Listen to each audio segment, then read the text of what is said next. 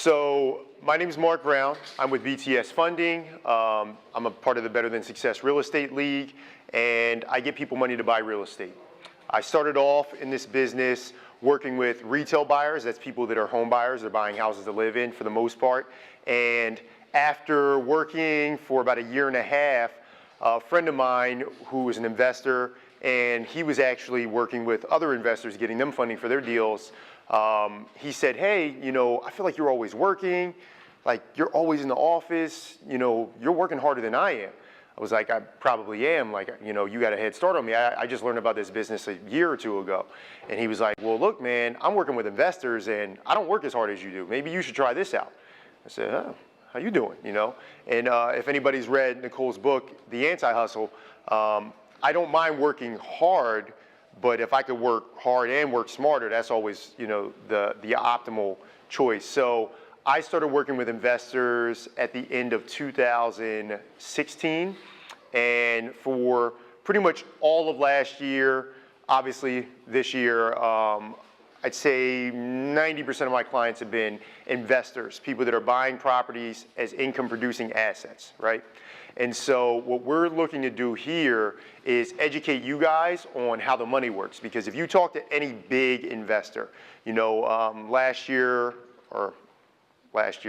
it felt like a year ago, earlier this year when we had Philly Real Estate Week, one of the things that Bart Blatstein, who, if anybody knows about like real estate, a large scale commercial development in the city, he's one of the biggest developers in the city, if not the biggest single developer in the city, Tower Investments. He said the two things you need to learn if you want to be successful in this industry is you need to learn construction management, because you need to be able to know your stuff so that way you can't get taken advantage of.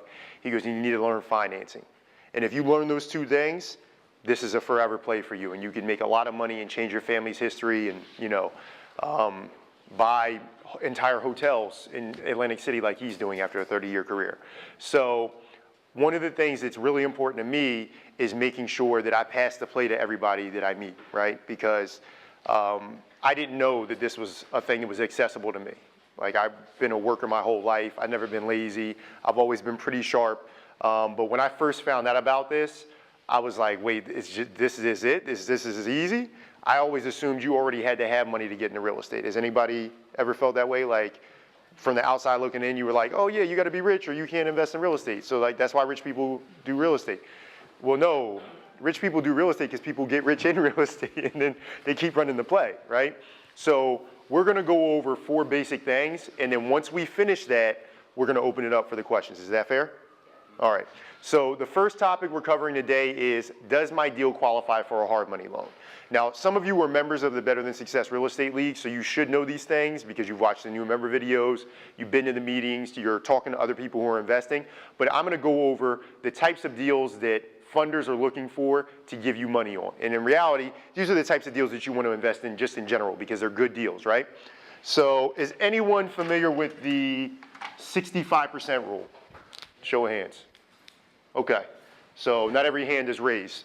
The 65% rule says this: when I buy a property and my intention is to either rehab the property and sell it for a profit, or rehab the property and hold it as a rental property that's going to now be an income producing asset for myself and my family, I want to make sure that my hard costs for the construction and acquisition do not exceed 65% of what the property is going to be worth on the back end, the as completed value. So when you see properties listed, if you're on Zillow and you see, oh, like this property is worth $200,000, that's what we would call the as completed value for a property that we're making ready for a retail buyer or making ready for a renter to move into, right? We say getting it rent ready or getting it retail ready. So that means that if I'm buying a property, and easy numbers, it's going to be a $200,000 property when it's all said and done. My purchase and acquisition costs cannot exceed 65% of this number for it to be a good deal, right? And why do we do that? Anybody? Buffer for profitability. Exactly. You want to have profitability because you're an investor, right? So you don't make money as an investor if the deal's not profitable.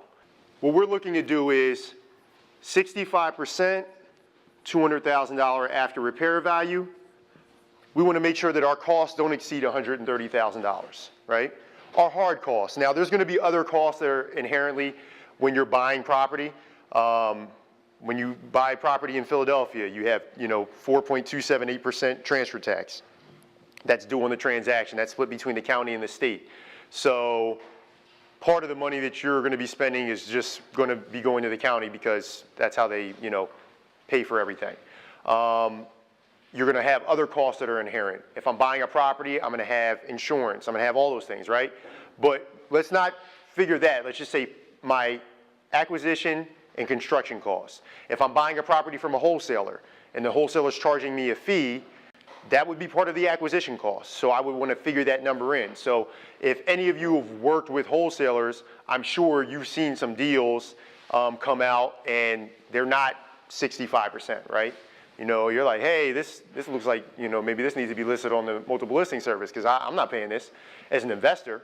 So one of the things that you have to do as an investor is discipline yourself, because you don't ever want to be in a situation where you're losing money when you close on the property to buy it before you even started swinging a hammer or any of your guys started swinging a hammer, right? You want to make sure that the numbers of the deal are going to work. There's going to be enough margin in there for you after all of your expenses where you're either going to be able to sell the deal, make optimal profit, or you're going to be able to hold on to it and you're going to get that forced appreciation and already have equity in the property before your tenant even moves in. And now you have a tenant, they move in, whether you are holding on to the property and you have no liens on it, or you have a mortgage in place and your tenant's now paying that mortgage from the rents that you're collecting, you want to have that equity parked in that deal, right? So this is the ideal. Now, in a market like Philadelphia right now, we're not seeing a lot of these deals unless you're sourcing them yourselves. And what I mean by sourcing them yourselves, maybe you're knocking on doors, maybe you're sending out postcards, maybe you're going around talking to people saying, hey, you have any aunties or uncles that, they have a property that's in disrepair and they want to let it go. If you're getting properties from realtors, if you're getting them from wholesalers, most likely there's going to be a premium on that. Why is there a premium on that? Because the realtors and wholesalers need to make money, right? That's how they get paid. So those prices are going to be marked up so that they can extract their compensation, and then, that cost is passed on to you as the buyer.